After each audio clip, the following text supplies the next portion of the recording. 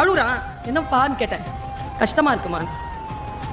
என்ன 45 கிலோமீட்டர்மா, ஓட்ட முடியல, மழை, நான் எதிர்பார்க்கவே இல்லைம்மா, சேரு சகதி டிராபிக், கஷ்டமா இருக்குமா அப்படின்னா.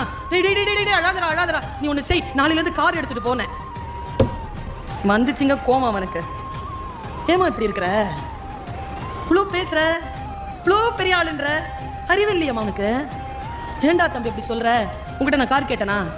5 நிமிஷம் உட்காந்து என் கஷ்டத்தை சொல்ல கேளுமா, உடனே ஒரு தீர்வு கொடுத்துருவியா? நீ பணம் கொடுத்துருவியா, வாய்ப்புகளை கொடுத்துருவியா, விஷயங்களை செஞ்சு கொடுத்துருவியா? அது எனக்கு வேணாமா. என் கஷ்டத்தை சொன்னா கேளுமா, எனக்கு அது போதுமா, நானே கண்டுபிடிச்சுப்பேமா என் பிரச்சனைக்கான தீர்வைங்கிறான். நம்ம எத்தனை பேருக்கு இது தெரியும்? குழந்தை அப்படி மூஞ்சி வாடிச்சுன்னா ஐஸ்கிரீம் சாப்பிடலாமா, பிட்சா ஆர்டர் பண்ணுவா, நீ என்னமோ கேட்டியா அந்த ட்ரெஸ் வாங்கி தரவா. குழந்தைகளுக்கான சிக்கல் பாருங்க. குழந்தைகள் தான் அடாலசன்ஸ் ஏஜ்ல இருக்கிறவங்க நம்ம கிட்ட அடாலசன் மொழியில விடலை பருவத்தில் பேசுவார்களே தவிர நாம திருப்பி அப்படி பேசக்கூடாதுன்னு எத்தனை பேருக்கு தெரியும்?